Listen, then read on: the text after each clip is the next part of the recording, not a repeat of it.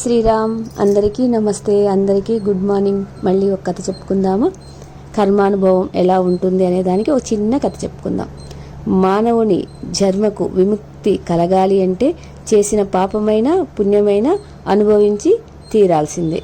First మన తలరాత రచించిన తర్వాతే మన శరీరము భూమి మీదికి వస్తుందన్నమాట. అప్పుడు మన వెనకాల చేసిన కర్మలన్నీ కూడా మనతో వస్తాయి అనే దానికి ఒక చిన్న కథ ద్వారా తెలుసుకుందాం. పూర్వం ఒక సాధువు ఉండేవాడు. అతను నిరంతరం భగవంతుని నామంని జపిస్తూ ఉండేవాడు. ఎప్పుడు భగవంతున్నే ప్రార్థిస్తూ ఉండేవాడు. ఇతరం అనేది ఏదీ ఉండదు. అతని దగ్గర అనేక మంది శిష్యులు ఉండేవారు. వారు ఆ సాధువుని ఎంతో ప్రేమగా చూసుకుంటూ ఉంటారనమాట. ఆ సాధువుకి ఇంకా భగవన్ నామము జపము తప్ప వేరే ఇదే ఉండదు. అలా ఉంటున్నప్పుడు తన దగ్గర శిష్యులు కూడా విద్యను అభ్యసిస్తూ చాలా మంది ఉండేవాళ్ళు. వాళ్ళందరూ కూడా ఆయనను ఎంతో గౌరవిస్తూ జీవనం గడుపుతూ ఉండేవారు. కొంత సమయం అయిపోయిన తర్వాత ఆ సాధువుకి వయసు అయిపోతుంది. వయసు అయిపోయి కనీసం లేని పరిస్థితిలో ఉంటారనమాట. ఉండేటప్పటికీ అప్పుడు ఈ శిష్యులు ఏం చేస్తారు అంటే ఆయనకి ఎన్నో పరిచర్యలు చేస్తూ ఉంటారు. ఇంకా కొంతకాలం అయిపోయిన తర్వాత అతను కనీసం మంచంలో నుంచి పనులకి అంటే బయట పనులకు కూడా తన సొంత పనులకు కూడా వెళ్ళలేని పరిస్థితి ఏర్పడుద్ది. అప్పుడు శిష్యులు కొంతకాలం ఏం చేస్తారు, ఒకరి తర్వాత ఒకరు తనను బాత్రూమ్కి అలా తీసుకుపోవడం కూడా చేస్తూ ఉంటారు. ఇంకా కొంత సమయం జరిగిన తర్వాత గురువు గారు ఒక 4-5 సార్లు పిలిస్తే గాని అయిష్టంగా వచ్చి తనకు సేవ చేస్తూ ఉండేవారు. ఇదంతా ఆ గురువుకు అర్థమవుతూ ఉంటది. కానీ ఏమీ చేయలేడు. చాలా మనసులో బాధపడుతూ ఉండేవాడు.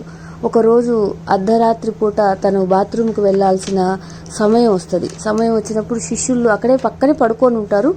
ఎన్నిసార్లు పిలిచినా కూడా వాళ్ళు నిద్ర మేలుకోరన్నమాట. మేలుకోకపోయేసరికి పిలుస్తూ ఉంటాడు. పిలుస్తూ ఉన్నప్పుడు వాళ్ళు రాలేదు. ఇంకా తను మంచంలోనే తన పని జరిగిపోతుంది. దానికి ఎంతో బాధపడతాడు. నేను ఇంత నామజపము ఇంత భగవంతుని ప్రార్థిస్తున్నా కూడా ఈ కర్మ నాకు తప్పలేదు అని బాగా చింతిస్తూ ఉంటాడు. ఉదయం లేచిన తర్వాత ఆ శిష్యులు అదంతా శుభ్రం చేసి మళ్ళీ గురువు గారిని తనను శుభ్రంగా ఉంచుతారనమాట.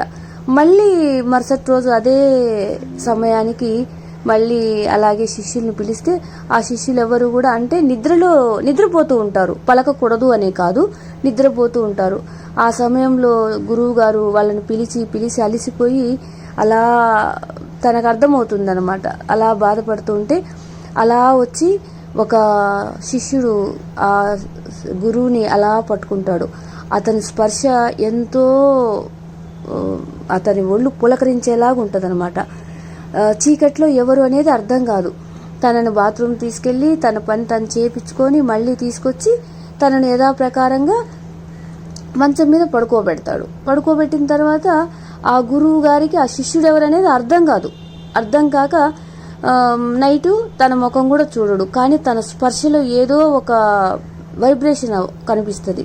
ఉదయం లేచిన తర్వాత అడుగుతాడు, ఎవరు రాత్రి నన్ను బాత్రూమ్కి తీసుకెళ్లారు అని. అంటే వాళ్ళు పాపం మేమేం తీసుకెళ్లలేదు గురువు గారు, మేము నిద్రపోయాము, మమ్మల్ని క్షమించండి అని చెప్పేసి చెప్తారనమాట. చెప్పంగానే మళ్ళీ అదే పరిస్థితి. మళ్ళీ 3వ రోజు కూడా అలాగైనప్పుడు అప్పుడు మళ్ళీ అట్లాగే వచ్చి తనను 2 చేతులతో పట్టుకొని అలా హద్దుకొని తనను బాత్రూమ్ తీసుకెళ్లేటప్పుడు, ఎవరు నాయనా నువ్వు, నేను ఎప్పుడు ఈ స్పర్శను అనుభవించలేదు, నీ చేతిలో ఏదో ఒక వైబ్రేషన్ ఉంది, ఎవరు నువ్వు, ఎప్పుడు ఎక్కడ నుంచి వచ్చావు అని చెప్పేసి తనను అలా కౌగిలించుకొని అడుగుతాడు. అడిగితే తను సమాధానం ఏమి ఇవ్వడు.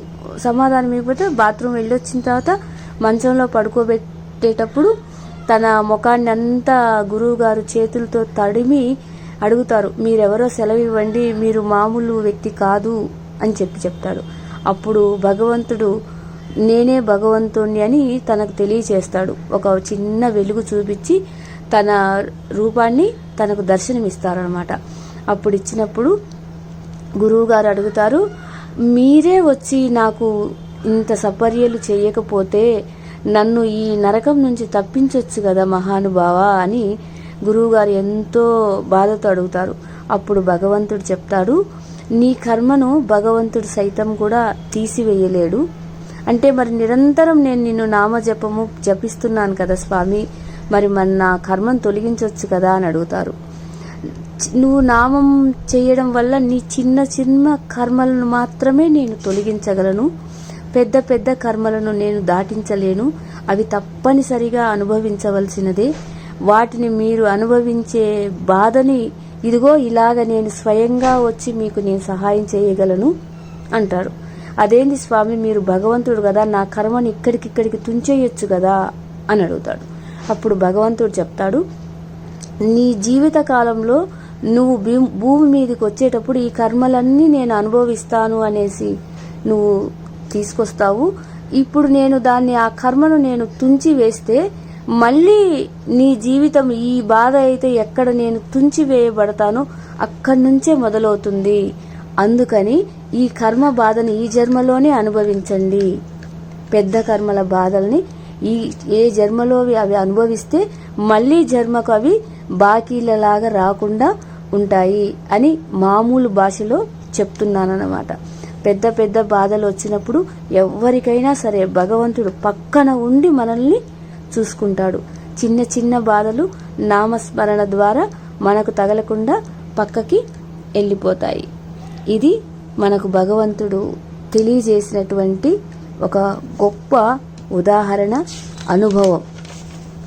కర్మానుభవము అంటే ఇలాగే ఉంటుంది. అబ్బా ఇదేమి కర్మ, ఇది తొలగిపోతే బాగుండు అని అనుకోకండి.